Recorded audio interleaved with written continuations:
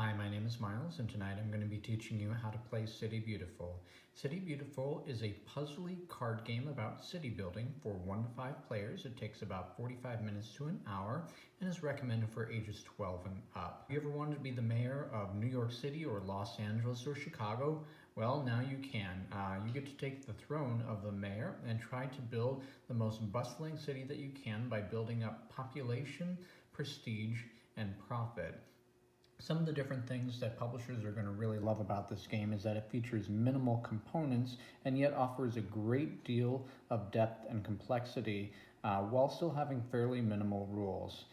During the game, you have 12 different American cities that you can play as, so lots of different player powers. It also features variable game modes, including solo mode, family mode, and large group simultaneous mode.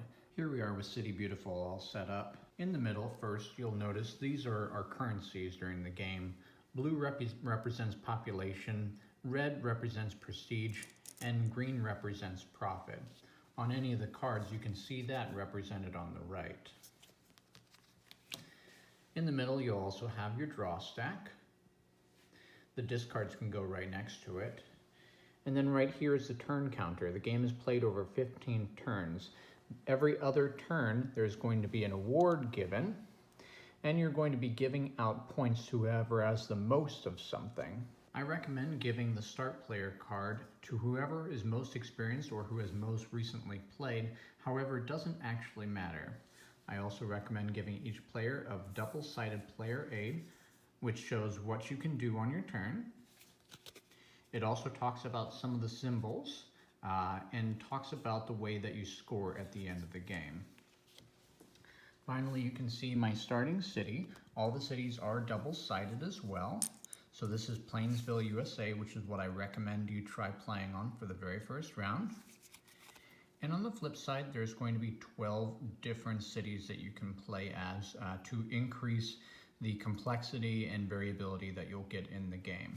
As my starting card dictates, I'm going to start with 6 cards in my hand.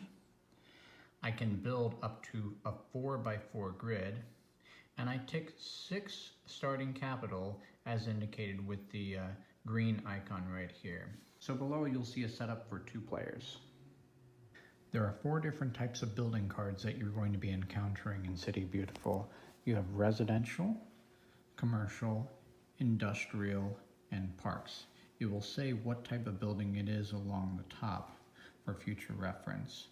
On each of these cards, it's going to be broken up into 3 major sections: the need, the gain, and then the bonuses as well.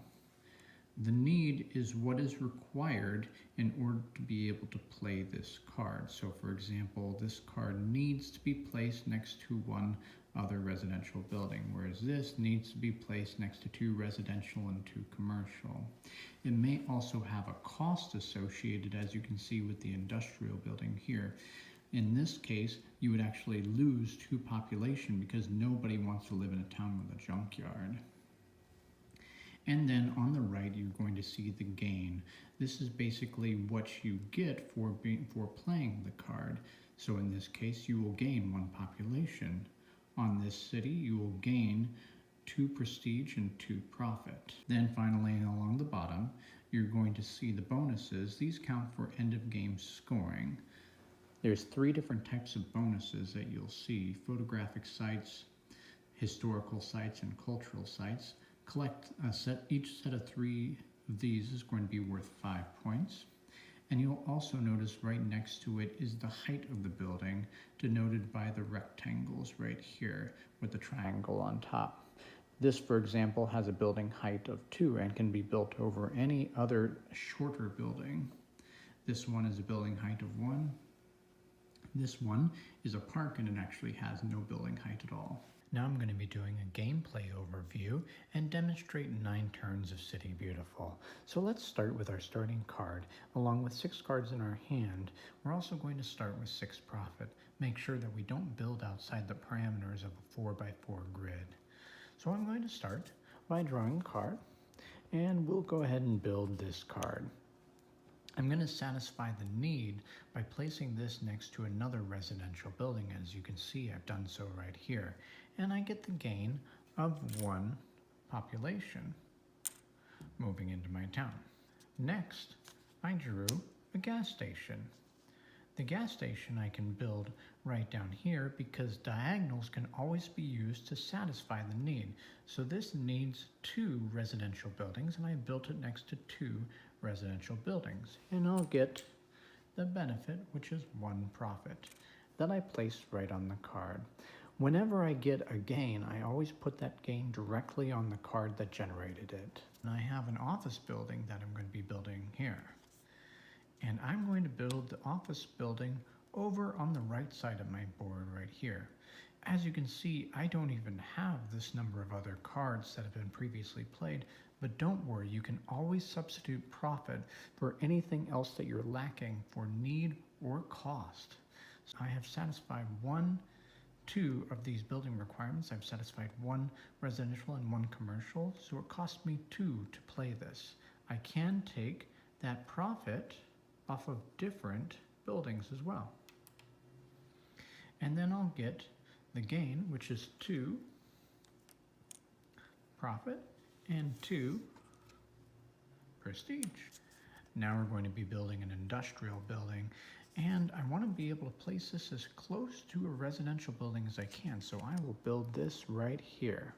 Now this building actually has a cost associated indicated with the negative number, because nobody wants to live with a factory in their town, so I'm going to actually lose 2 of my prestige for building this. And you'll notice for the gain I get 2 and a plus sign.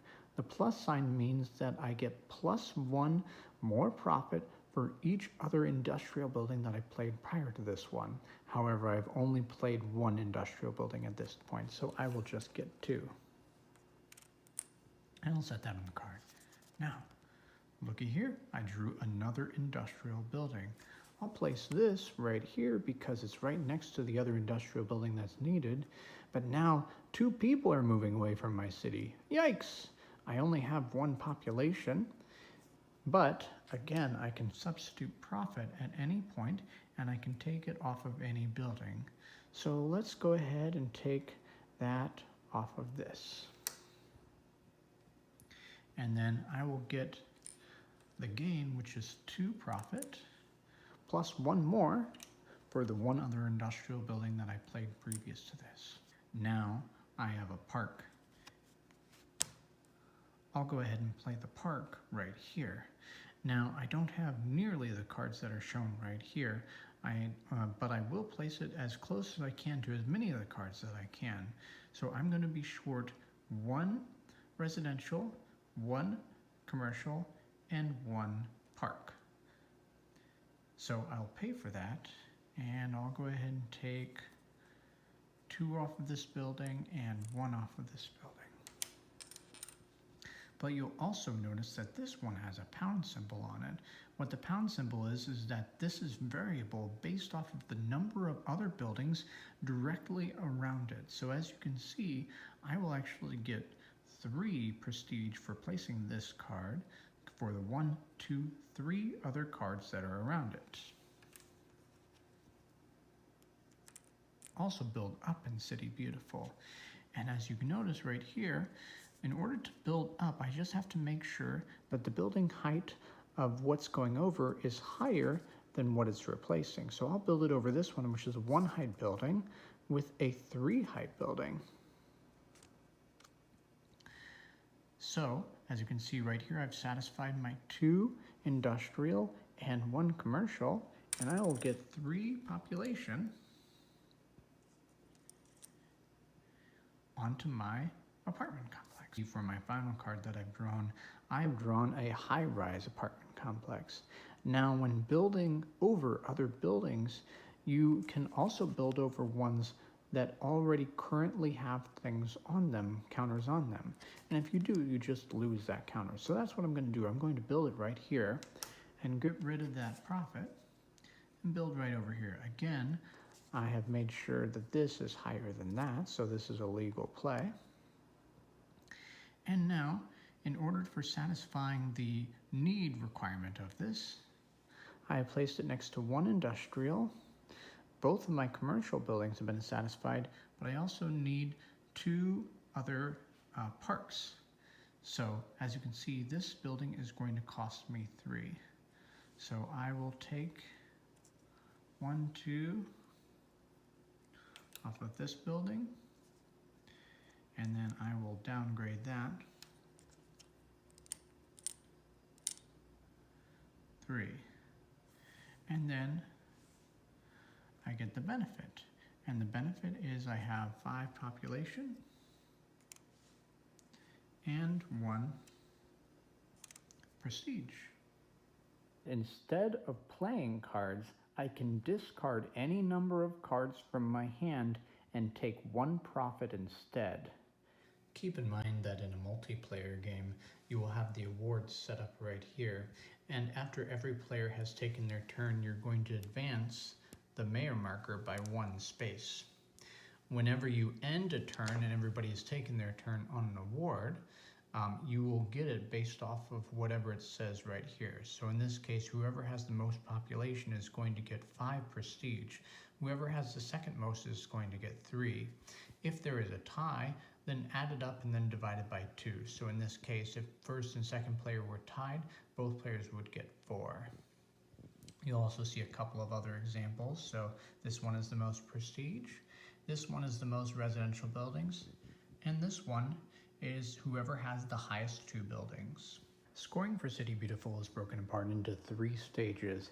Every single counter that you have on your cards at the end of the game is going to be worth 1 point. The 5s are obviously going to be worth 5 points. In addition to that, also look down in the bonus sections for the rest of your scoring. For each complete set of 3 symbols, we have photographic sites, historical, and cultural sites. For each set, you're going to get 5 points. So in this example, I have 1 set and then a second set for a total of 10 points. Anything left over doesn't count for anything. Also, I'm going to score a skyline bonus. A skyline is a single row or column of my choosing where I count up the total building heights of all the buildings in that row or column. So as you can see right here, the best building height that I have is this horizontal row right here, where I have a building height of 4 plus 3 plus 1 for a total of 8 points. There are multiple different game modes in order to keep City Beautiful fresh and interesting, and the game packs a ton of punch with relatively few components. So as you can see right here, for the very first game I recommend playing as Plainsville, USA. However, for future turns, each player can play a unique city. Or if you have a couple of players that are brand new to the game, they can play as Plainsville while the other players play as a unique city. In addition to that, you can either play as turn-based play or simultaneous play. I recommend on simultaneous play, in which case everybody would choose a card, indicate the place where they're going to play it, and reveal simultaneously. And I recommend that only for people that have played the game many times before and are very familiar. You can even play solo mode. In order to play solo mode, flip over all of the award cards face down, and this is going to simply be used to track the 15 turns that you get in the game. Then reveal 3 out of the 9 at random solo game milestones. At some point during your 15 turns, you have to have achieved each of these. You also have to have earned at least 60 points in order to win. Now, my favorite feature about City Beautiful and what gives it a lot of expansion possibilities is all the different cities. I have created 12 different starting American cities that you see. So, and I'm going to walk through each of these different 12 just to give you a flavor for the different games that you'll get to experience with this. Here I have Chicago. Chicago starts off with a lot of money and a lot of cards in hand, but it's going to be worth negative 10 points at the end of the game. We have Columbus, Ohio. Columbus, Ohio, all the building needs and or costs are going to be 1 less. Boston, you actually don't redraw at the end of your turn. You have to take a special action in order to discard cards and then redraw back up to your hand limit. Very tricky card to play. You have New York City, which forces you to play on a 3x3 grid, but you got a ton of cards and lots of money to do so. Also, you get the bonus of scoring all the skylines of your entire city. Las Vegas allows you to gamble. You can pay 3 in order to build the top card of the deck for free. Dallas, Texas is both a commercial and industrial building, so that's pretty cool. Pittsburgh, all industrial buildings are free, but you cannot build over or up on any of the buildings.